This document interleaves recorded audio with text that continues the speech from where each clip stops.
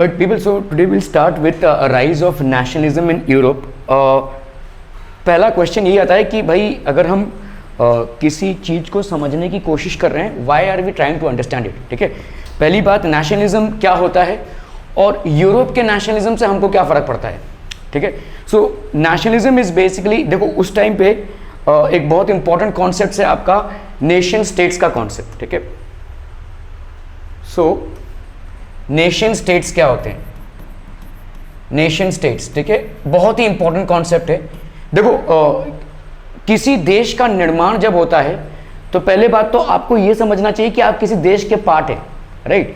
सो जैसे हम इंडिया का एग्जांपल अगर लेते हैं तो इंडिया में उस टाइम पे पूरा जो इंडिया है वो इंडिया नहीं था, वो अलग अलग राज्यों और गुटों में बटा हुआ था. ठीक है, तो somewhere we had the Maratha kingdom, somewhere we had let's say the Mughal empire, somewhere we had the Nawab. ठीक है, तो ये सारे गुटों में बटा हुआ है. एक इंसान जो इंडिया की पृष्ठभूमि पर रहता है उसको मालूम ही नहीं कि वो इंडिया का पार्ट है. So there is no nation identity. आप अगर कोई एक व्यक्ति हैं, जिस दिन आप मुगल साम्राज्य के अंडर हैं तो भाई साहब आप मुगल साम्राज्य के अंडर हो गए. ठीक है, you are a part of the Mughal kingdom. When you are under maybe the Maratha empire then you are belonging to the Maratha empire. When you are under Nawab then you are under Nawab. तो जो भी भाई साहब आपका रूलर हुआ आप उसी के हुए. ठीक है, सो आपकी जमीन भी उसी की हुई. ठीक है, आपका पूरा प्रॉपर्टी भी उसी को हुआ. तो इस तरह से there was no concept about nations. तो ये जितने आज की तारीख में जितने भी नेशंस बने हैं, ठीक है, जितने भी नेशंस आज की तारीख में पूरा डिमार्केशन, सबका एक बाउंड्री है, अलग अलग नेशंस हैं अलग अलग जोग्राफिकल साइट्स पे. ठीक है, ये ऐसे ही नहीं बन गया. ठीक है, इसको बनने में बहुत टाइम लगा. ठीक है, और the reason why we try to understand the rise of nationalism, because ये नेशनलिज्म जो है उसमें क्या हुए, कॉमन लोग इकट्ठा हुए, उन्होंने एक नेशन फॉर्म किया. और आज की तारीख में आपको जो ज्योग्राफिकल बाउंड्रीज के साथ एक नेशन या यूरोप में या एशिया में या किसी भी दुनिया के किसी भी कोने में जो नेशन दिखता है वो बना इसलिए है क्योंकि ये बहुत ग्रेजुअल प्रोसेस था. धीरे धीरे धीरे धीरे लोग इकट्ठा हुए, धीरे धीरे ये फील हुआ कि लेट्स फॉर्म अ नेशन. ठीक है, instead of being a part of every kingdom one after the other, instead of having no identity of your own, let's have an identity. ठीक है, तो इस तरह से राइज ऑफ नेशनलिज्म हुआ. और ये यूरोप में हुआ. तो हम इसको क्यों पढ़ रहे हैं या समझ रहे हैं, क्योंकि यूरोप में जब ये हो रहा था तो इसका प्रभाव धीरे धीरे पूरी दुनिया में फैला. ठीक है, and that's how Nations got form. ये धीरे धीरे फैलता गया. तो पहली बार यूरोप में इसका देखा गया उद्भव, because Europe was far more developed than the other nations at that point of time, and hence from there it basically went to other nations. ये जो पूरा नेशनलिज्म या नेशंस का बनने का प्रोसेस है धीरे धीरे पूरे विश्व भर में फैलने लगा, and that's how the countries got their identities. So the rise of nationalism in Europe. Okay, so Frederic Soreyu, a French artist, prepared a series of 4 prints. अभी देखो आज की तारीख में आप फेमस कैसे होते हो या आप जो भी काम करते हो वो फेमस कैसे होता है. भाई साहब इतने सारे आपके सोशल नेटवर्किंग साइट्स हैं, आप जाके आप कुछ भी अपलोड कर दो उल्टा सीधा आप फेमस हो जाओगे, राइट. सो उस टाइम पे भी जो आपका जो आइडियाज हैं वो फेमस कैसे होते थे, या तो पेंटिंग से, ठीक है, या तो राइटिंग से. These were the only mediums at that point of time. तो फ्रेडरिक सोरेयू एक फ्रेंच आर्टिस्ट थे and he belong to France, and he basically prepared a series of 4 prints. उन्होंने 4 ऐसे पेंटिंग्स बनाए जिसका लोगों पे बहुत बड़ा प्रभाव पड़ा. ठीक है, जिसका लोगों पे बहुत बड़ा प्रभाव पड़ा. That basically he visualize his dream of a world made up of democratic and social republics as he call them. तो उन्होंने अपने पेंटिंग्स में एक पॉलिटिकल सिस्टम की परिकल्पना की. उस टाइम पे मोनार्कियल रूल था सारे नेशंस में. ठीक है, basically he dreamed of a world, he basically dreamed of a world in which the system was democratic and social republics. तो जहां पे डेमोक्रेसी थी और जहां पे लोग इलेक्टेड फॉर्म ऑफ गवर्नमेंट में बिलीव करते थे. That's how he prepared it. उन्होंने एक ऐसी परिकल्पना की और पेंटिंग्स बना दिया, और इस पेंटिंग्स का बहुत ज्यादा प्रभाव पड़ा लोगों पे. ठीक है, so that's one of the first incidents that happened which basically revolutionized the formation of nations. As we would recall, artists of the time of French Revolution personified liberty as a frame figure. आपने statue of liberty देखा होगा. ठीक है, statue of liberty जो आज America में है, जिससे बड़ा स्टैच्यू हमने बनाया हुआ है. तो statue of liberty basically has एक उनके हाथ में मशाल होती है. ठीक है, ये एक स्टैच्यू ऑफ लिबर्टी है. लिबर्टी मतलब फ्रीडम. आप किसी मोनार्कियल रूल के पार्ट नहीं हैं, आप एक ऐसे रूल के पार्ट हैं जिसको आपने खुद इलेक्ट किया है. ठीक है, किसी हायरार्कियल रूल के पार्ट नहीं है. So that is one thing. As you would recall, artist of the time of the French revolution personified liberty as a female figure. तो लिबर्टी को एक फीमेल फिगर का नाम दिया गया. देखो पर्सोनिफिकेशन आपने पढ़ा होगा पोएम्स में. पर्सोनिफिकेशन एक प्रोसेस होता है. पर्सोनिफिकेशन मतलब जैसे किसी एब्स्ट्रैक्ट फिनोमिना को आप एक पर्सन का रूप दे देते हैं, ठीक है. जैसे बादल को आपने मेल या फीमेल बोला, ठीक है, वैसे ही लिबर्टी जो है मतलब स्वाधीनता, ठीक है, लिबर्टी को भी एक फीमेल फिगर दिया गया, ठीक है. This was basically personified as a female figure. So what all were the things that were there in his painting. Here you can recognize the torch of enlightenment she bears in one hand. So this was basically a torch of enlightenment. Enlightenment मतलब सबके लिए liberty हो गया है. Everybody is now free. ठीक है. So this is basically a torch of liberty that she bears in one hand. So this painting had a lot of features. The charter of the rights of man in the other. Charter मतलब क्या होता है? Rules. जैसे constitution है, हमारा जो एक देश चलता है वो एक संविधान पे चलता है, ठीक है. तो charter of the rights of man, तो एक टाइप का ये देखो ये कॉन्स्टिट्यूशन है. This is basically the constitution. Rights of man, एक स्वतंत्र इंसान के जो राइट्स हैं वो यहाँ पे डिपिक्ट हो रहे हैं. The charter of rights of the man on the other, ठीक है. So these were the characteristics in the paintings. On the earth, in the foreground of the image, lie the shattered remains of the symbols of absolutist institutions. What are absolutist institutions? ये टुकड़े टुकड़े दिख रहे हैं आपको, ये जो आपके टुकड़े टुकड़े देखो यहाँ पे दिख रहा है आपको, ये क्या है? ताज है. किंग का जो ताज होता है, ठीक है. ये सारे जितने भी ये क्वीन का ताज है देखो, ठीक है. ये सारे जितने भी आपके टुकड़े टुकड़े दिख रहे हैं, these are basically shattered remains of a monarchical rule. Monarchical rule मतलब किंग के रूल खत्म हो गया है. किंग का रूल खत्म हो गया है. किंग को रिप्रेजेंट करते हुए जितनी भी ग्लोरीफाइड चीजें थी उनके टुकड़े टुकड़े हो गए, ठीक है. That is what he depicted in the painting. So on the earth in the foreground of the image lie the shattered remains. Shattered मतलब टुकड़े टुकड़े. Remains of the symbols of absolutist institutions. Absolutist मतलब क्या हो गया भाई साहब? आपके मोनार्कियल एम्पायर के जितने भी किंग्स और उनकी जितनी भी जायदाद थी उनके टुकड़े टुकड़े हो गए, जितनी भी उनकी प्रॉपर्टीज थी, ठीक है. That these In Sorayu's utopian vision, the peoples of the world are grouped as distinct nations. Utopian मतलब क्या होता है? एकदम अलग, ठीक है, नया, जो किसी ने सोचा भी ना हो, पहली बार किसी ने सोचा, ठीक है. Utopian vision, the peoples of the world are grouped as distinct nations identified through their flags and national costume. देखो अलग अलग नेशंस है, देखो अलग अलग फ्लैग्स हैं, दे आर डिफरेंट फ्लैग्स, ठीक है. अलग अलग नेशंस हैं, अलग अलग फ्लैग्स हैं, और ये सब एक एक ग्रुप है. मतलब every nation is basically made up of a group of people, ठीक है. and each nation is represented by their own flags. ये भाई साहब कॉमन लोगों की एक लाइन बनाई उसने, और इस लाइन में जैसे आप देखते हो ना ओलंपिक्स, अगर आपने देखा होगा ओलंपिक्स में कैसा होता है, जो पहला परेड होता है, ठीक है, उसमें एक एक कंट्री के जो स्पोर्ट्समैन होते हैं वो जाते रहते हैं और उनके पास झंडा रहता है. सो जब वो when they walk bye you can see all the representatives of the sports people of that particular country. तो इसी तरह से इन्होंने कॉमन लोगों की एक लाइन बनाई और उस लाइन में अलग अलग झंडों से ये डिपिक्ट किया कि हर एक कंट्री जो है तो अपने लोगों से बनी हुई है और हर एक कंट्री का एक कैरेक्टरिस्टिक फ्लैग है, ठीक है. इन Sorayu's utopian vision, the peoples of the world are grouped as distinct nations. Distinct nation मतलब सब अलग अलग लोग हैं, सब अलग अलग कंट्रीज फॉर्म करते हुए, ठीक है. Identified through their flags and national costume. Each one of them had their own national costume and their flags as well. So these are characteristic properties of Sorayu's art. Leading the procession way past the Statue of Liberty are the United States and Switzerland, which by this time were already nation states. तो सबसे पहले किसको रखा उसने? USA और Switzerland को. आज तक मतलब उसके टाइम तक ये दोनों ऐसे कंट्रीज थे जो कंट्री बन चुके थे. नेशन स्टेट्स मतलब the Nations which where already formed. ऐसे छोटे ग्रुप्स का जो स्टेट्स बना के नेशन बनने का प्रोसेस है वो यूएसए और आपके स्विट्जरलैंड में ऑलरेडी कंप्लीट हो चुका था, ठीक है. So this was already there, ठीक है. France identified by the revolutionary tricolour has just reach the statue. मतलब फ्रांस पहुंच रहा है, ठीक है. Has just reach the statue मतलब अभी जो है तो फ्रांस में जो चेंजेस हो रही हैं they are basically leading towards the formation of a nation state. Nation state मतलब समझिए इस चीज को, नेशन स्टेट मतलब होता क्या है? नेशन स्टेट मतलब एक कंट्री का फॉर्मेशन, ठीक है. छोटे छोटे गुटों से मिलकर एक बहुत बड़े कंट्री का जो फॉर्मेशन होता है उसको हम बोलते हैं नेशन स्टेट, ठीक है. Has just reach the statue. She is followed by the people of Germany bearing the black, red and gold flag. तो black red and gold flag, France के बाद भाई साहब जर्मनी, यहाँ पे भी प्रोसेस चालू हो गया था। हम देखेंगे इसमें इस पूरे चैप्टर में कैसे फ्रांस में पहले रेवोल्यूशनाइज हुआ, उसके बाद जर्मनी, फिर उसके बाद इटली, ये सब मेजर यूरोपियन नेशंस थे और धीरे धीरे इन सब में नेशंस बनने लगे, ठीक है, they were actually becoming nation states.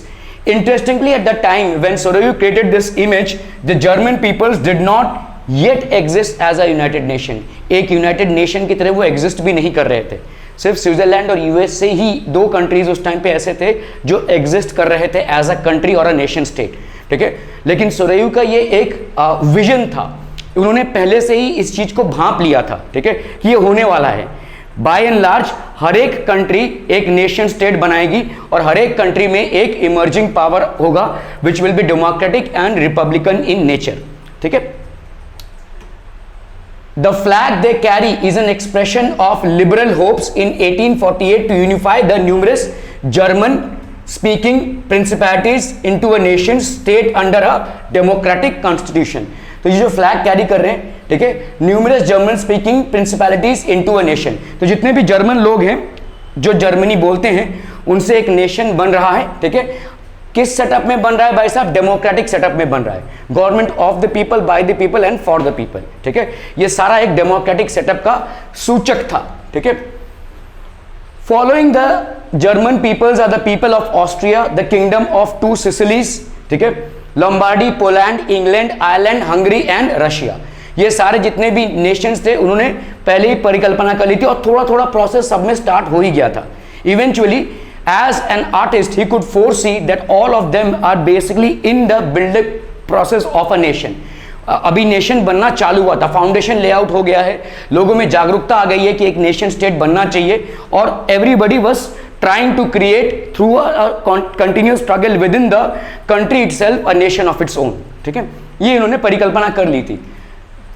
From the heavens above, Christ, saints and angels gaze upon the scene।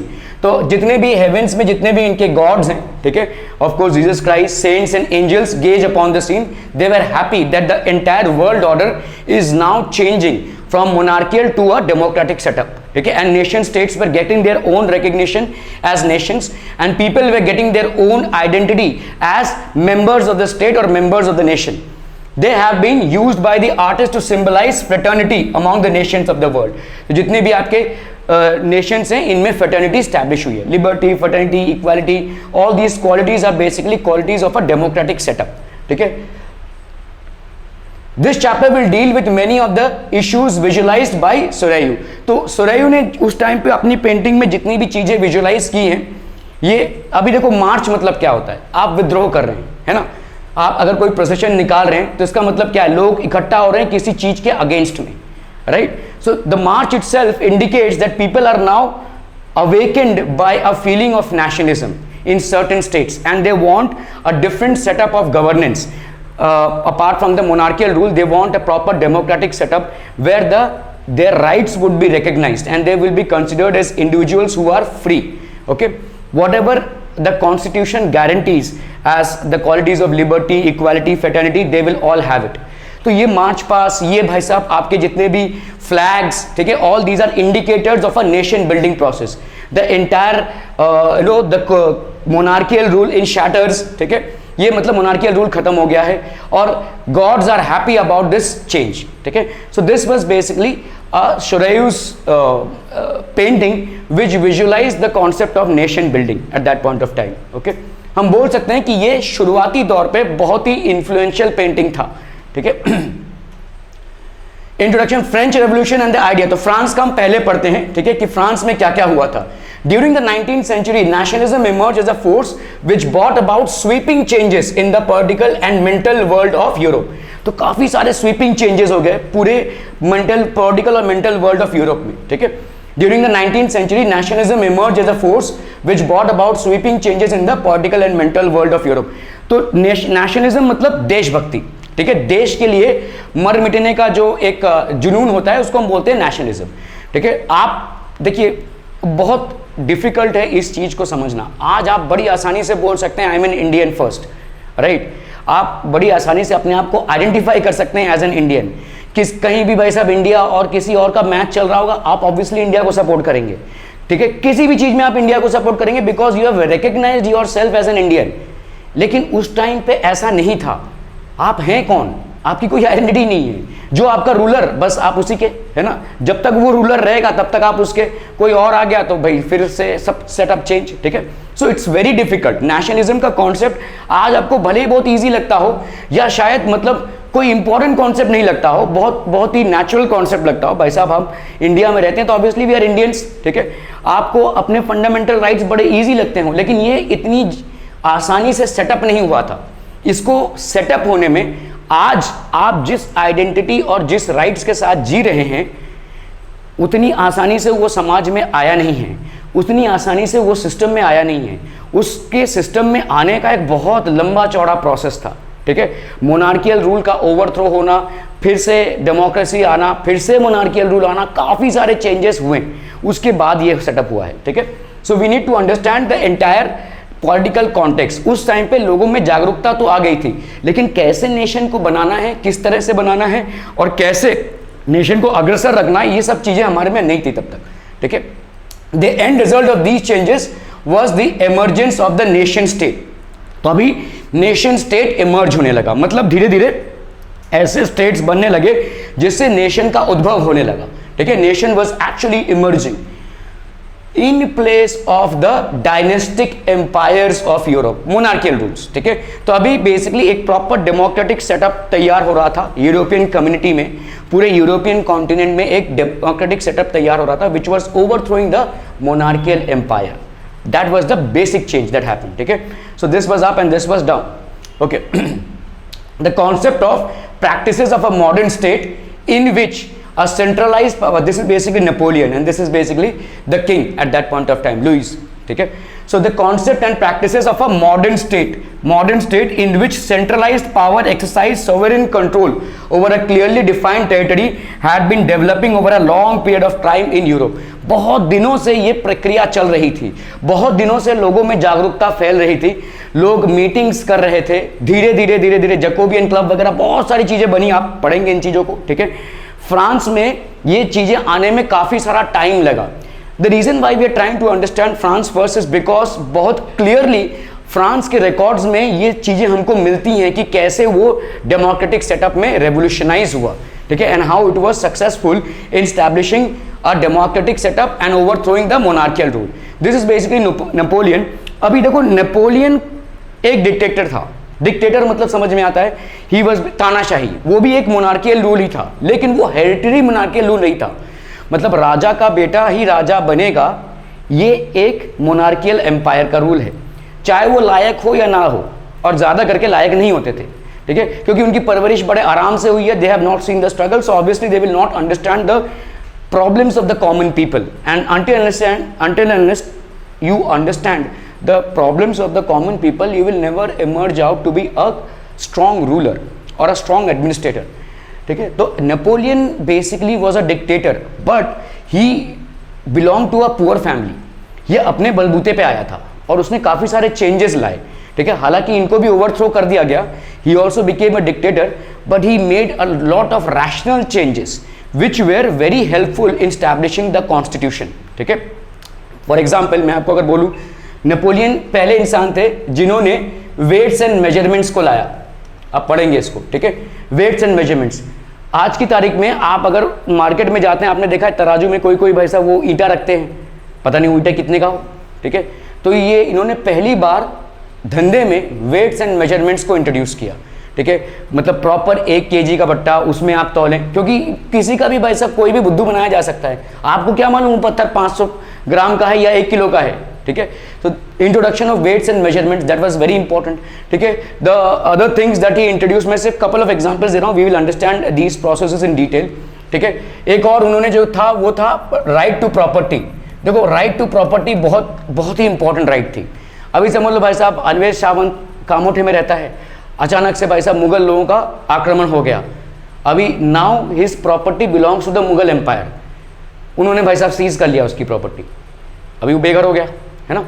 या हो सकता है he is having the property and all of a sudden somebody else attacked, तो भाई साहब वो property, तो इसका मतलब उसकी प्रॉपर्टी कभी उसकी रही नहीं, है ना, वो बेचारा किसान है या वो मेहनत कर रहा है अपनी प्रॉपर्टी में क्रॉप्स उगाने के लिए, उसको बेचकर उसका फैमिली चलता है, लेकिन उसकी प्रॉपर्टी कभी उसके नाम पे है ही नहीं, कभी भी कोई भी रूलर आएगा और वो प्रॉपर्टी गया, ऐसे अनसर्टिनिटी में लोग जीते थे।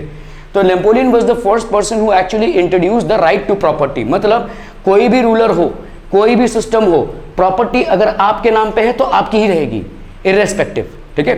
सो these were certain things which Napoleon introduced and in spite of being a dictator he basically laid the foundation of हम बोल सकते हैं डेमोक्रेटिक सेटअप, ठीक है। At least rights of people were considered by him, ठीक है।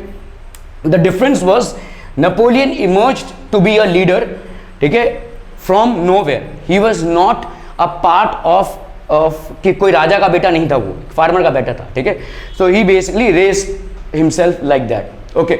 अ nation state was one in which the majority of its citizens and not only its rulers came to develop a sense of common identity and shared history और descent, ठीक है। तो इसको हम बोलते हैं नेशन, मतलब एक ग्रुप ऑफ पीपल में जब कॉमन आइडेंटिटी स्टैब्लिश होने लगी कि भाई साहब कॉमन आइडेंटिटी, आपका बोलचाल का भाषा एक, आपका रहन सहन एक टाइप का हो, आपका खाना पीना एक टाइप का हो, जैसे हमारे इंडियंस में है, ठीक है। तो ये सारी चीजें भाई साहब, कल्चर आपका एक टाइप का होगा, फेस्टिवल्स आपके एक टाइप के होंगे, तो ये कॉमन हिस्ट्री है आपकी, एक कॉमन डिसेंट है, ठीक है। आपके स्किन का कलर एक टाइप का, ठीक है, आपकी बॉडी के फीचर्स एक टाइप के। तो इस तरीके का जब मेजॉरिटी ऑफ सिटीजन्स एक साथ आ जाते हैं, in which not only rulers came to develop a sense of common identity. So हमारी एक कॉमन आइडेंटिटी है। अगर कोई इंडियन है, अगर मैं बोलूं कि फलाना आदमी एक इंडियन है, आपके माइंड में फटाफट कुछ चीजें डेवलप हो जाएंगी, ये दिखता ऐसा होगा, इसके बॉडी के फीचर्स ऐसे होंगे, ठीक है, एकदम गोरा चिट्टा तो होगा नहीं, थोड़ा बहुत सांवला होगा, ठीक है, इसका खाना पीना इस टाइप का होगा, ये शायद आपने देखा भी नहीं रहेगा उस इंसान को, लेकिन फटाफट आपके दिमाग में, अगर मैं बोलूं फलाना बी इंसान अमेरिकन है, सो यू विल फटाफट आइडेंटिफाई, ये कम से कम होगा उसके अंदर, कैसा भी दिखता हो, ठीक है। सो ये क्यों हो रहा है? क्योंकि हर एक की कॉमन आइडेंटिटी है, ठीक है। और इस कॉमन आइडेंटिटी से जब लोग एक साथ जुड़ने लगते हैं, that's when we start the process of nation state. So nation state was one in which the majority of its citizens and not only its rulers came to develop a sense of common identity. सबकी एक common identity हो जाएगी and shared history और descent, सबका एक shared history है या descent है। Are we clear on this one people? Shared history और डिसेंट, ये कॉन्सेप्ट समझ में आ रहा है, ठीक है। The commonness did not exist from time immemorial. It was forged through struggles, through the actions of leaders and the common people. तो आपके और मेरे बीच में जो कॉमननेस है वो बहुत पहले से नहीं चला आ रहा है, ठीक है। This was forged through struggles. तो काफी सारे, देखो जब लोग एक दूसरे के साथ जुड़ते हैं किसी के अगेंस्ट में ना, तो ताकत बहुत बन जाती है, ठीक है। सो ये स्ट्रगल था और इस स्ट्रगल में लोग एक दूसरे के साथ जुड़ रहे थे, और जब भी एक दूसरे के साथ जुड़ रहे थे और ज्यादा कॉमन आइडेंटिटी स्टैब्लिश हो रही थी, ठीक है। अगेंस्ट द मोनार्कियल रूल लड़ाई चल रही थी, और इस लड़ाई में it was forged through struggles, काफी सारा स्ट्रगल हुआ, through the actions of leaders and the common people. So ये चलता गया एंड धीरे धीरे नेशन का स्टैब्लिशमेंट होता गया।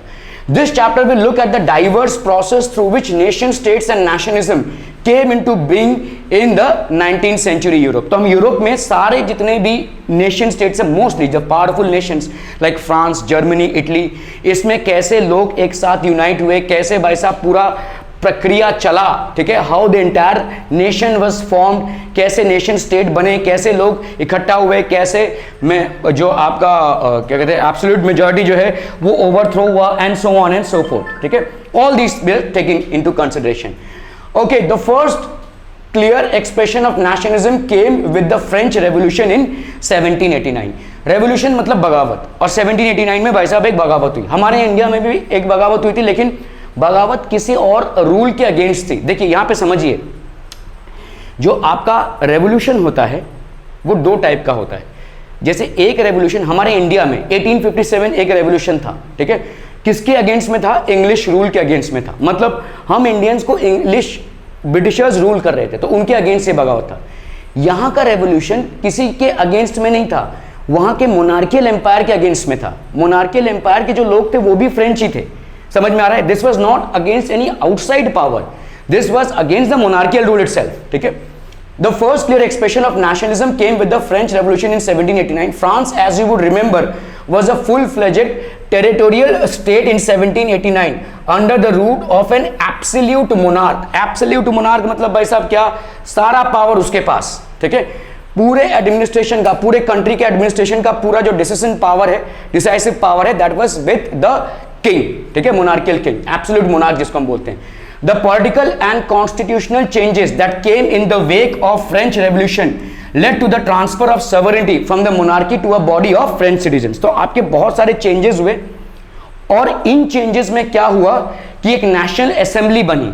उस नेशनल असेंबली में the wake of French revolution led to the transfer of sovereignty from the monarchy to the body of French citizens. तो ये आपका जो मोनार्की था, किंग का रूल था, ये ट्रांसफर हो गया किस में, टू द सिटीजन्स में. तो ये ट्रांसफॉर्म हुआ, डेमोक्रेटिक सेटअप में चेंज हुआ. तो this basically transform to the citizens. The revolution proclaimed that it was the people who should henceforth constitute the nation and shape the destiny.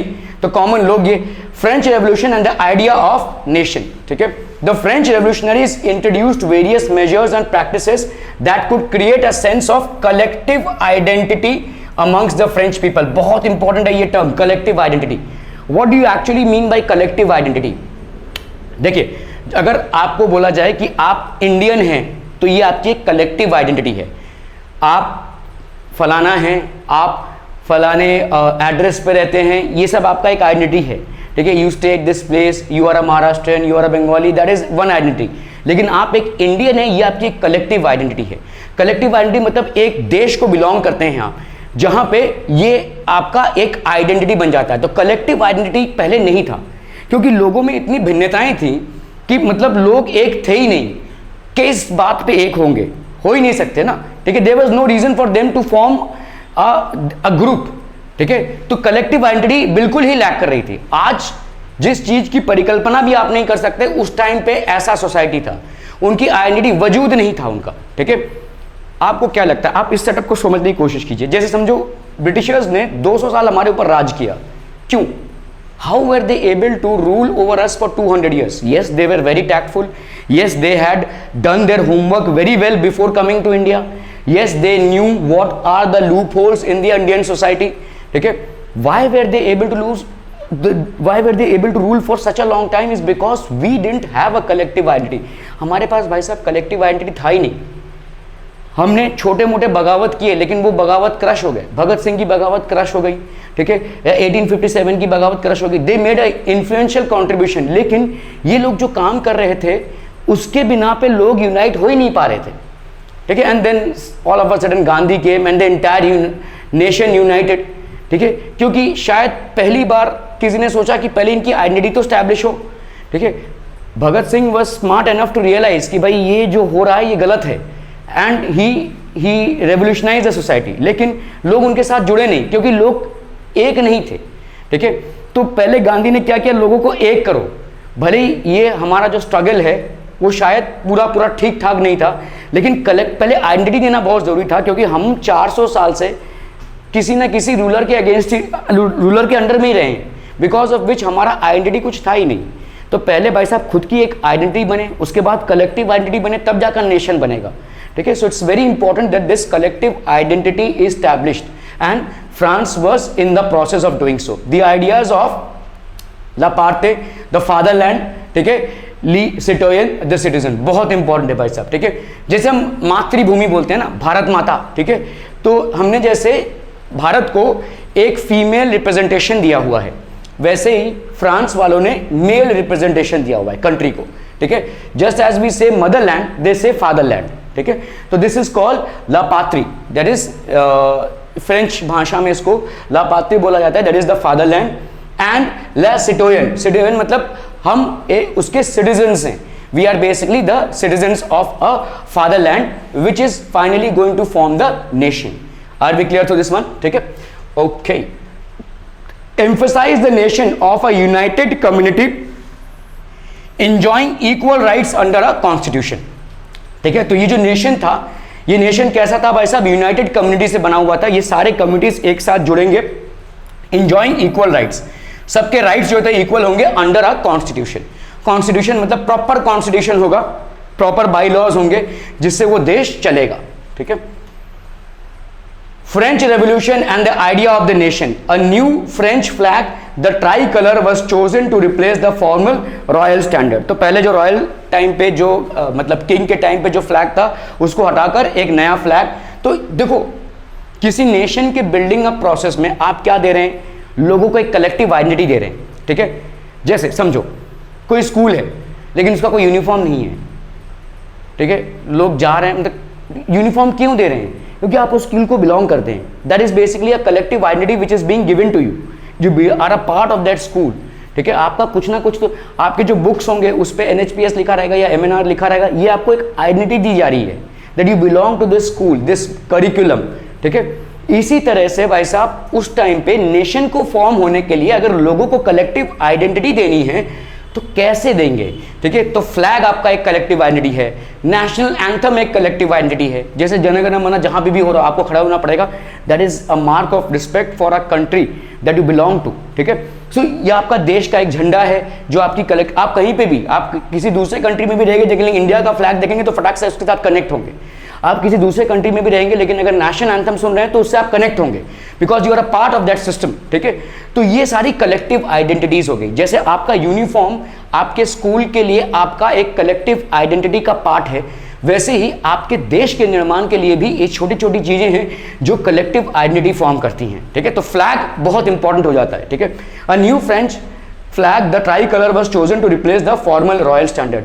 The States General was selected by the body of active citizens and renamed as the National Assembly. अभी इस national assembly का निर्माण कैसा हुआ था देखो. ठीक है, पहले तो भाई साहब मोनार्कियल रूल था. मोनार्कियल रूल जब एंड हुआ तो एक नेशनल, इनफैक्ट मोनार्कियल रूल चलते ही लुईस 16 उन्होंने बोला कि भाई साहब देखो, उनको दिख रहा था कि भाई आज नहीं तो कल ये लोग हमें खा जाएंगे. ठीक है, तो ऐसा करते हैं कि एक नेशनल असेंबली बना देते हैं. इस नेशनल असेंबली में इनके रिप्रेजेंटेटिव्स होंगे. ठीक है, और इनको मतलब दिखाएंगे कि हाँ भाई हम आपका भी सुन रहे हैं, करेंगे नहीं हम कुछ. ठीक है, तो आपने देखा था फ्रेंच सोसाइटी, शायद आपने 9th में पढ़ा था, किन किन चीजों में डिवाइड था. And third state. 3 स्टेट में क्या क्या थे. फर्स्ट स्टेट क्या था, नोबलमैन, क्लर्गीमैन एंड द पीजेंट्स. ठीक है, तो नोबलमैन और क्लर्गीमैन कौन थे. क्लर्गीमैन वे बेसिकली द प्रीस्ट. ठीक है, जो भी प्रीस्ट चर्चेस वगैरह रन करते थे वो थे आपके क्लर्गीमैन. नोबलमैन थे मतलब king and his entire family. ठीक है, वो हो गए आपके नोबलमैन और काउंसिल ऑफ मिनिस्टर्स. और थर्ड वाले थे आपके peasants. Now this peasants were tortured, इनके ऊपर सब टैक्स वगैरह लगता था. लुईस 16 के टाइम पे क्या हुआ भाई साहब, बहुत सारा खर्चा हुआ. ठीक है, ये खर्चे को उन्होंने कॉम्पनसेट करने के लिए हायर टैक्सेस लगा दिया और हायर टैक्सेस लगा कॉमन लोगों के ऊपर. तो इसमें काफी सारी अफला तफली बन गई. इससे क्या हुआ, लुईस 16 को दिख रहा था कि ये लोग अभी खफा हैं. ठीक है, तो इन्होंने बोला कि चलो भाई साहब नेशनल असेंबली बना लो. नेशनल असेंबली बन गई. ठीक है, कॉन्स्टिट्यूशन बन गया वगैरह. ठीक है, so there were lot of things that were form. New hymns were compose. Hymns मतलब समझ में आता गीत, राष्ट्रगीत जैसे होते हैं. ठीक है, वंदे मातरम जैसे एक राष्ट्रगीत है. ठीक है, तो इस तरह के नेशनल एंथम अलग होता है, नेशनल सॉन्ग वगैरह ऐसे सॉन्ग्स बनने लगे. ठीक है, ओथ्स वेर टेकन, शपथ ग्रहण. ठीक है, जब भी आप देश के लिए कुछ करते हैं, IAS ऑफिसर्स को जैसे शपथ ग्रहण करना पड़ता है, डॉक्टर्स को शपथ ग्रहण करना पड़ता है. There is a responsibility that you have towards the nation. ठीक है, oaths were being taken. Martyrs recommended, तो जो लोग लड़ते हुए मारे गए हैं देश के लिए उनकी भाई साहब मतलब जय जयकार होती थी. ठीक है, so these way certain things which where all in the name of the nation. ये नेशन बिल्डिंग का एक ग्रेजुअल प्रोसेस था. ये हिम्स कंपोज होना, नेशनल सॉन्ग्स कंपोज होना, ओथ्स टेकन होना, या जो लोग देश के लिए लड़ते लड़ते अपनी जान दे रहे हैं उनको सराहना करना, ये सब नेशन बिल्डिंग का एक ग्रेजुअल स्टेप था. ठीक है, these were all basically a process of gradual nation building. A centralised administrative system was put in place. तो एक सेंट्रलाइज्ड एडमिनिस्ट्रेटिव सिस्टम था, रेवेन्यू आ रहा था भाई साहब, जस्टिस, लॉज, ये सब आपका एक सेंट्रलाइज्ड एडमिनिस्ट्रेटिव सिस्टम पे बन रहा था. ठीक है,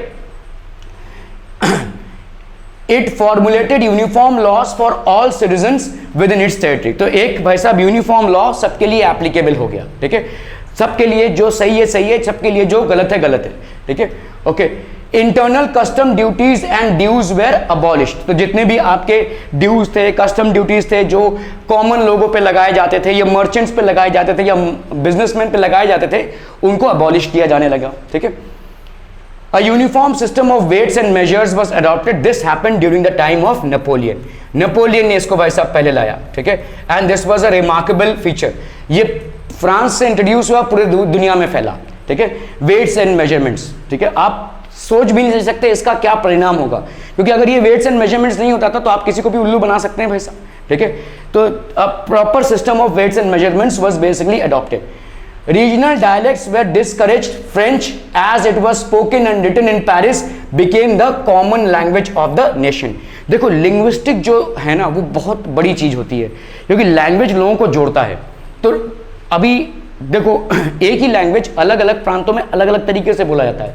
आप देखोगे मराठी जो लैंग्वेज है वो आप दूर दराज गाँव में देखोगे तो वो अलग तरीके से बोलते हैं, शहरों में अलग तरीके से बोलते हैं. तो इस तरह से भाषा में थोड़े बहुत भेद आ ही जाता है, ठीक है. तो इन्होंने क्या किया भाई साहब, फ्रांस के लोगों ने बोला कि नहीं अभी अब एक कॉमन लैंग्वेज रखेंगे so that we can unite, ठीक है. तो लैंग्वेज को कॉमन कर दिया गया. रीजनल डायलेक्ट्स, ठीक है. रीजनल डायलेक्ट्स मतलब क्या है, आप भाषा में ही देखोगे परिवर्तन होता है. एक ही भाषा, ठीक है, गांव में लोग उसी भाषा को अलग तरीके से बोल रहे हैं, शहरों में उसी भाषा को अलग तरीके से बोल रहे हैं, तो इसको हम रीजनल डायलेक्ट बोलते हैं, ठीक है.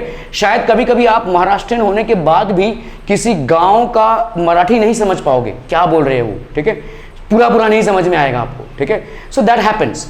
तो these are known as regional dialects. Regional dialects were discouraged.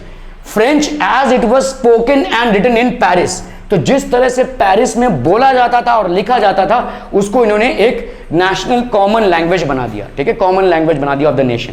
That's how we will communicate and correspond with each other, ताकि पहली बात हम एक दूसरे को समझ तो सकें, समझा तो सकें.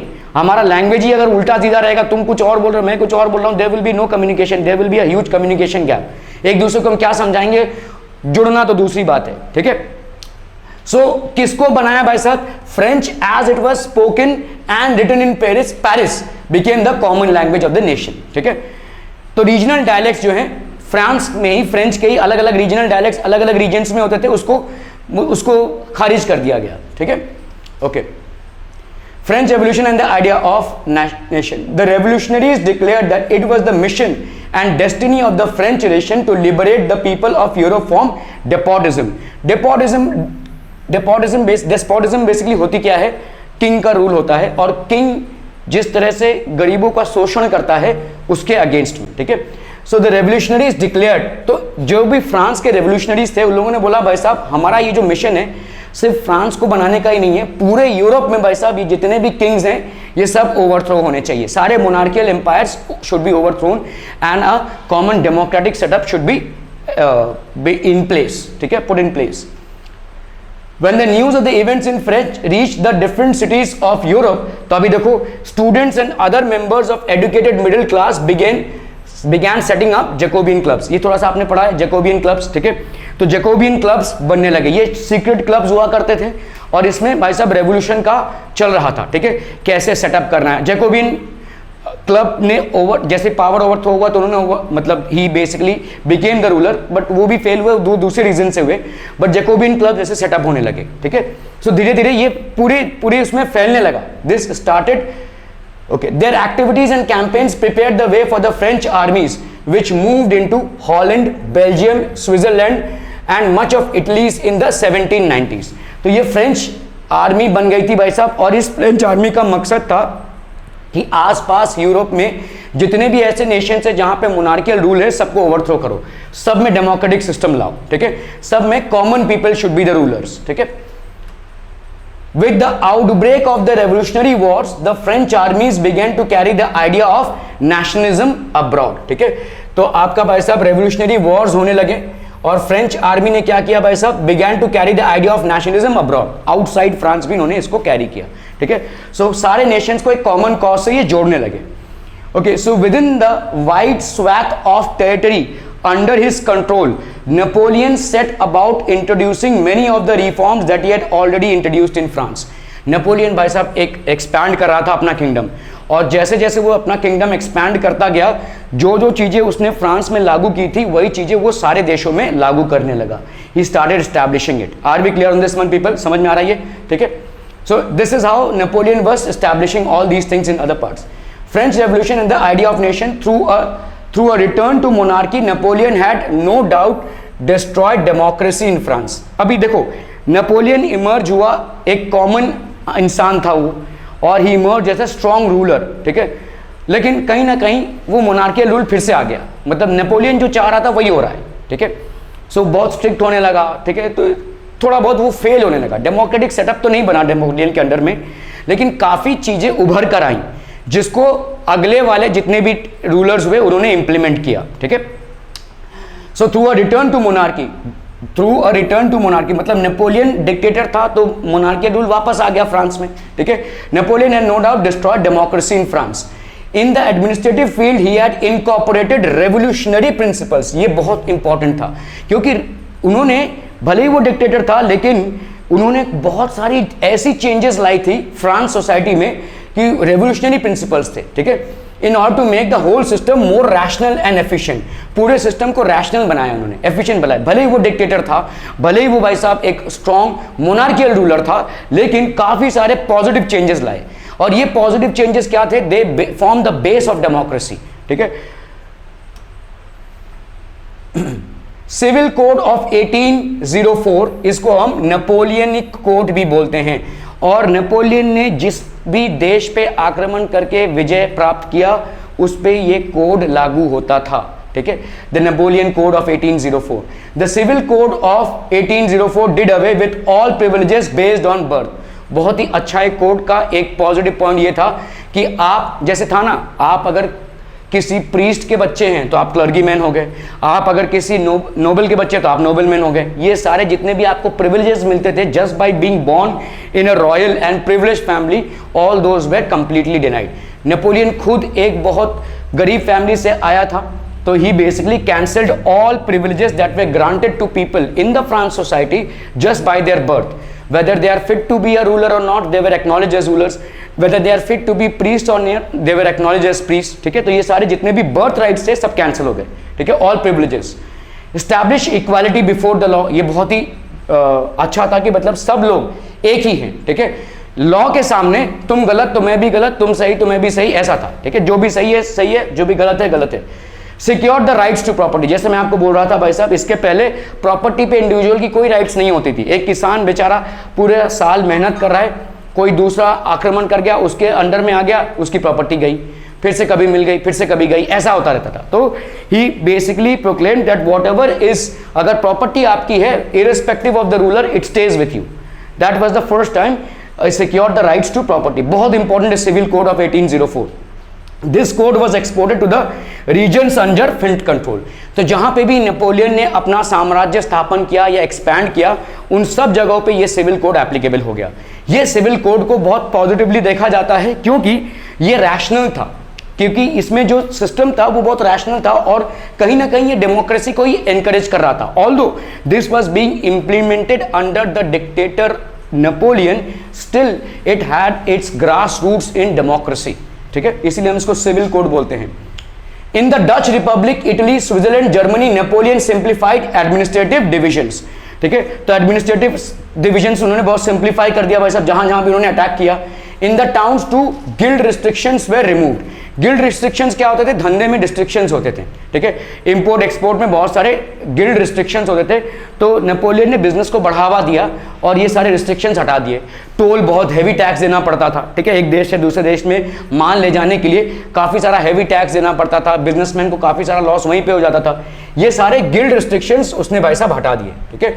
सो this was basically one of the very positive things that yet Napoleon established the abolish the feudal system. Anybody aware of what is the feudal system? देखो, बहुत बड़ा कोई कंट्री है, जैसे फ्रांस एक बहुत बड़ा कंट्री है, उसका एक कोई मोनार्कियल रूलर है।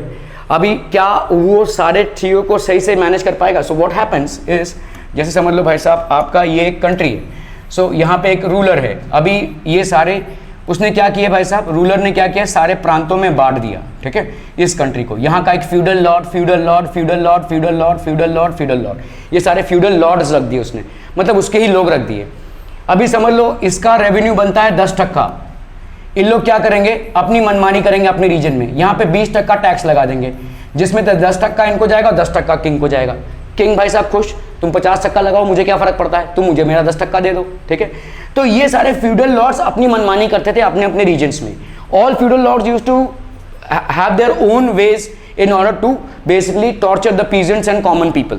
ठीक है, सो ये सारा फ्यूडल सिस्टम नेपोलियन ने बैन करवा दिया.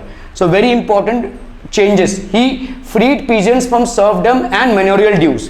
ठीक है, सर्वडम मतलब क्या होता था, मजदूरी करना. जैसे समझो भाई साहब, अपना अमन मिश्रा है, ठीक है, अभी अमन मिश्रा अपने खेत में काम कर रहा है, क्रॉप्स उगा रहा है, ठीक है, और उसके हिसाब से वो टैक्स दे रहा है. अगर वो टैक्स नहीं दे पाया तो उसकी ज़मीन जब्त हो जाएगी. उसी ज़मीन में अभी वो एक मजदूर की तरह काम करेगा. He will not act as a farmer, he will not be performing his duties as a farmer, he as a owner of the land. Now he will be, तो इसी को हम बोलते हैं serfdom, that is known as serfdom. ठीक है, and मैनोरियल dues. इतने सारे ड्यूज इन पे हो जाते थे, इतने कर्जे चढ़ जाते थे कि भाई साहब सारा जीवन कर्जा उतारते उतारते चला जाता था. ठीक है, सो ये सारी चीजें नेपोलियन ने अबॉलिश कर दी. Peasants, artisans, workers and new businessmen enjoyed a newfound freedom. सबको भाई साहब ये फ्रीडम अच्छा लगा. ठीक है, सबके जो चेंजेस उसने लाए बहुत रैशनल चेंजेस थे. Businessmen and small scale producers of goods in particular began to realize that uniform laws, ठीक है, स्टैंडर्ड वेट्स एंड मेजर्स. तो यूनिफॉर्म लॉज हो गए भाई साहब, तुम्हारे लिए जो गलत है मेरे लिए भी वही गलत है, तुम्हारे लिए जो सही है मेरे लिए भी वही सही है. स्टैंडर्ड वेट्स एंड मेजरमेंट्स हो गए भाई साहब, सब जो है तो प्रॉपर वेट्स एंड मेजरमेंट से हो जाने लगा. ठीक है, सो ये काफी सारे अच्छे सिस्टम्स आ गए. अ कॉमन नेशनल करेंसी, ये भी नेपोलियन ने लाया कि सारे देश में एक टाइप का ही करेंसी चलेगा. ठीक है, would facilitated the movement and exchange of goods and capital from one region to other. तो बहुत जोर से धंधा बढ़ने लगा.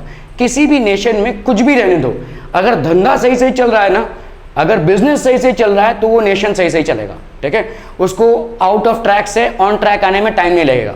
ठीक है, so these were certain things which Napoleon had basically taken care of. He introduce weights and measurements, he introduced the right to property. उसने जितने भी आपके टैक्सेस थे वो सारे इम्पोज, जो गिल्ड टैक्सेस थे वो सब डिस्पोज ऑफ किए. सो ये सारी चीज़ें नेपोलियन ने करवाई. ठीक है, however in the areas conquered the reactions of the local population to the French rule were mixed. अभी धीरे धीरे कैसा होने लगा कि नेपोलियन इतना ज़्यादा अपना साम्राज्य फैलाने लगा, क्योंकि देखो किसी चीज़ को चेंज लाने में थोड़ा टाइम लगता है. फटाक से आज ही मैंने कॉन्कर किया और फटाक से आज ही नेपोलियन कोड यहाँ पे लगा दूंगा, तो इससे क्या हो गया, लोग थोड़ा सा रेजिस्टेंस आने लगा. ठीक है, सो थोड़ा बहुत initially in many places such as Holland and Switzerland as well in certain cities like Brussels, Mainz, Milan and Warsaw, the French armies were welcome as harbingers of liberty. ये कीवर्ड आपको use करना है, हार्बिंगर्स of liberty. मतलब अरे French army आ गई, Napoleon की army आ गई, ठीक है, अभी हमारा पूरा देश ऑन ट्रैक आ जाएगा. People use to welcome Napoleon's army like this. ठीक है, तो दे सपोर्टेड नेपोलियंस इन्वेजन. ठीक है, तो ये पहले इनिशियल फेज में हुआ, people supported, and whenever the French armies used to come, Napoleon's armies, the common people used to support it. ठीक है, आइए आइए, जिसको उड़ाना है उड़ाइए, हमारा सिस्टम पूरा आप सही कर दीजिए. ठीक है, but the initial enthusiasm soon turned to hostility as it became clear that the new administrative arrangements did not go hand in hand with the political freedom. देखो end of the day Napoleon एक dictator है और उसकी ही मर्जी चलेगी, चाहे वो आपके फायदे के लिए हो चाहे आपके नुकसान के लिए हो. तो धीरे धीरे लोग थोड़ा सा पीछे हटने लगे, नहीं यार हमने जो परिकल्पना की थी वो तो नहीं हुआ. ठीक है, देखो हर एक कंट्री की अलग सोसाइटी है, हर एक कंट्री का अलग मैनेजमेंट है. जो चीज़ें फ्रांस में हुई थी उसके लिए नेपोलियन बेस्ट था, लेकिन वही पॉलिटिकल सेटअप सारे कंट्रीज़ में नहीं थी. तो जिन कंट्रीज़ में उस तरीके का पॉलिटिकल सेटअप नहीं था उन कंट्रीज़ के लोगों को लगने लगा कि ये गलत है. ठीक है, so that's when they started withdrawing. Increase what happened is, भाई साहब नेपोलियन एक के बाद एक वॉर्स लड़ रहा था, कंट्रीज़ को इन्वेड कर रहा था, अपना किंगडम बढ़ा रहा था. तो ऑब्वियसली उसको पैसा चाहिए, पैसा कहाँ से आएगा, ऑब्वियसली कॉमन पीपल से. So increase taxation. What Napoleon did was he increase taxation. Censorship लगा दी. सेंसरशिप मतलब समझते हैं क्या, फ्रीडम ऑफ प्रेस पे बैन लगा दिया. आप कुछ भी नहीं छाप सकते, कुछ भी नहीं बोल सकते, कोई प्रोपेगेंडा नहीं कर सकते, कोई जुलूस नहीं निकाल सकते. आपको बतौर सही तरीके से नेपोलियन को ही भगवान मानना है. ठीक है, so that is called censorship. ठीक है, force conscription into French आर्मीज. French army मतलब कैसा था भाई साहब, अभी फ्रेंच आर्मी को बढ़ाना है, लोग बढ़ाने हैं, क्यों, वॉर लड़ना है. कहाँ से लाओगे भाई साहब, जबरदस्ती का लोगों को उठा के आर्मी में डालो. ठीक है, जबरदस्ती का लोगों को उठा के आर्मी में डाला जाने लगा, ठीक है। So force conscription, compulsory enlistment for state service typically into the armed force. तो मतलब आपको भाई साहब अपने फैमिली से जितने भी यंग लोग हैं जबरदस्ती का उनको आर्म फोर्सेस में आपको डालना ही डालना है, ठीक है, you don't have a choice, ठीक है, okay. So all seem to outweigh the advantages of the administrative changes. ये सारे जो चेंजेस आ रहे थे, जो बहुत सही चेंजेस थे, उसको वो एक्लिप्स कर रहा था, ठीक है। नेपोलियन ने जो चेंजेस लाए थे वो बहुत अच्छे थे, लेकिन साथ ही साथ ये वाले कुछ गंदे वाले भी आ गए थे, जिसके वजह से वो सारा जो अच्छा काम था वो एक्लिप्स होने लगा और लोगों को लगने लगा भाई साहब ये कौन सा फ्रीडम हो, ठीक है। सो ऑब्वियसली भाई साहब नेपोलियन अभी अटैकिंग मोड में है, वो तो सब साम्राज्य, बहुत बड़ा साम्राज्य बनाएगा और बहुत बड़े साम्राज्य के लिए बहुत सारे पैसे की जरूरत पड़ेगी, टैक्सेशन से वो पैसा आएगा, आर्म्ड फोर्सेस बहुत बड़ा करना पड़ेगा, कहाँ से आएगा, जबरदस्ती का लोगों को डालो, जबरदस्ती का लोगों को उठाकर लाकर डालो, तो ये फोर्स कंस्क्रिप्शन होने लगा and that is what made people unhappy on a larger scale and that's when people started going against him.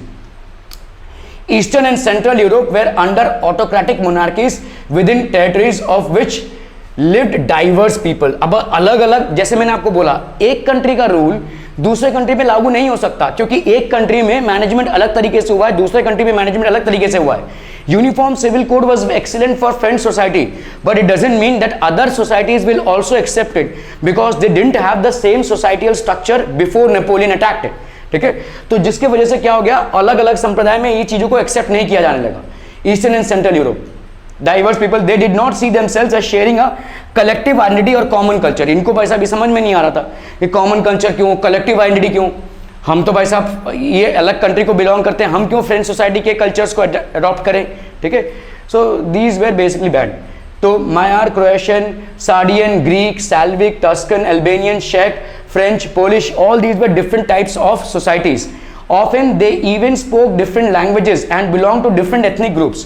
ये लोग अलग अलग संप्रदाय को बिलोंग करते हैं, अलग अलग कम्युनिटीज को बिलोंग करते हैं। आज की तारीख में they have come under Napoleon's rule, but that doesn't mean that they should adopt the French way of life, ठीक है।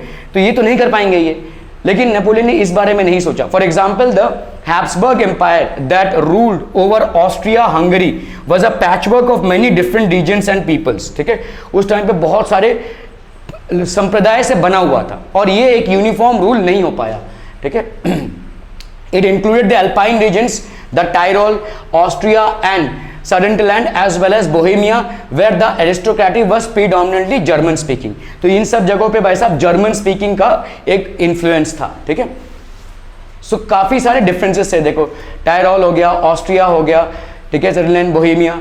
It also include the Italian speaking provinces of Lombardy and Venetia. तो यह भाई साहब लॉम्बार्डी और Venetia को भी include करता था। इन Hungary half of the population spoke Magyar while the other half spoke a variety of dialects, ठीक है। अलग अलग लोग भाई साहब अलग अलग भाषाएं बोलते हैं। आप पावर शेयरिंग में एक टॉपिक पढ़ोगे जिसमें आपका श्रीलंका में दो कम्युनिटीज थी, एक थी सिन्हला और एक तमिलियन कम्युनिटी थी। लिंग्विस्टिक कम्युनिटीज थी, दोनों के भाषा में डिफरेंस था, लेकिन उस भाषा के चलते बहुत बड़ा सिविल वॉर हुआ एंड सबसे बड़ा टेररिस्ट ऑर्गेनाइजेशन आज की तारीख में जन्मा, जिसको हम LTT बोलते हैं, ठीक है। सो ये भाषा का मतभेद आने लगा, ठीक है। सो अलग अलग लोग अलग अलग डायलेक्ट बोल रहे हैं, भाई साहब वो फ्रेंच सोसाइटी को क्यों एक्सेप्ट करें, ठीक है। सो ये एक in Galicia the aristocracy spokes Polish, ठीक है, अलग अलग linguistic. Besides these three dominant groups they also lived within the boundaries of the empire mass of subject peasant peoples, Bohemians and Slovaks to the north. ये थोड़े से Russian type के हैं। Slovenians in Cannodia, Croats to the south and Romans to the east in Transylvania। ये सारी चीजें लोग थे। Such differences did not easily promote a sense of political unity। भाई साहब इतना linguistic difference अगर होगा तो अचानक भयानक में आप देश नहीं बना सकते। आप सोचिए इंडिया में जितने भी आपके स्टेट्स बने हैं, परिकल्पना कीजिए, India before 1947 was not made up of these states, right? Maharashtra एक स्टेट हो गया, मध्य प्रदेश एक स्टेट हो गया, यूपी एक स्टेट हो गया। ये सब कैसा बना है, किस लिए, कैसे बना है, व्हाट इज द, क्या किस कॉन्सेप्ट से बना है? लैंग्वेज, लिंग्विस्टिक डिवीजन है, ठीक है। हमने लिंग्विस्टिक डिवीजन से स्टेट्स बनाए हैं, लेकिन आप यहां पे क्या कर रहे हैं, आप भाई साहब सारे इसको एक ही में डाल रहे हैं, है ना, तो वो क्लैश होगा ही। आपने भाई साहब उत्तर प्रदेश के लोगों को अलग से देखा है, मध्य प्रदेश के लोगों को, महाराष्ट्र के, हालांकि सब इंडियंस हैं बट डिफरेंट लिंग्विस्टिक पॉपुलेशंस हैं, डिफरेंट लाइफस्टाइल्स है, डिफरेंट कल्चर्स हैं, ठीक है। लेकिन यहाँ पे आपने उस चीज को देखा ही नहीं। सारे अलग अलग कंट्रीज के लोग हैं, अलग अलग भाषाएं बोलते हैं, अलग अलग कल्चर्स मानते हैं, अलग अलग लाइफस्टाइल को देखते हैं, वो सब आपने एक कंट्री में ही कर दिया।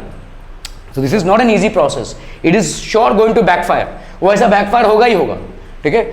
अगर तुम्हारे स्कूल में कोई फेस्टिवल हो और दूसरे स्कूल के लोग आए तो देखो तुम कैसे एटीट्यूड दिखाते हो उनको, होगा ही। This is bound to go. क्या तुम्हारे स्कूल में चलो एक फेस्टिवल हो रहा है कोई और डिफरेंट कॉलेजेस से लोग आ रहे हैं उस फेस्टिवल में पार्टिसिपेट करने के लिए, does that mean that let's say NHPS में हो रहा है और एमएनआर के बच्चे वहाँ पे गए, तो क्या वो एनएचपीएस में जो रूल्स हैं या डिसिप्लिन है उसको मानेंगे? नहीं ना, ऑब्वियसली नॉट, होगा ही नहीं। भाई साहब एमएनआर का अलग से थोड़ा सा रूल्स होगा, इनका अलग से रूल्स होगा, इनके रूल्स वहाँ पे एप्लीकेबल नहीं होंगे, ठीक है। So these are things which will happen, ठीक है।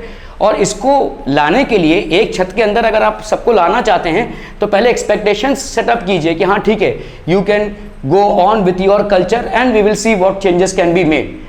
The only tie binding these diverse groups together was a common allegiance to the emperor। तो emperor के साथ भाई साहब ये सारा जितना भी था ये emperor के साथ tied up था, ये common allegiance था, ठीक है। Okay, the aristocracy and the new middle class will continue tomorrow। Okay।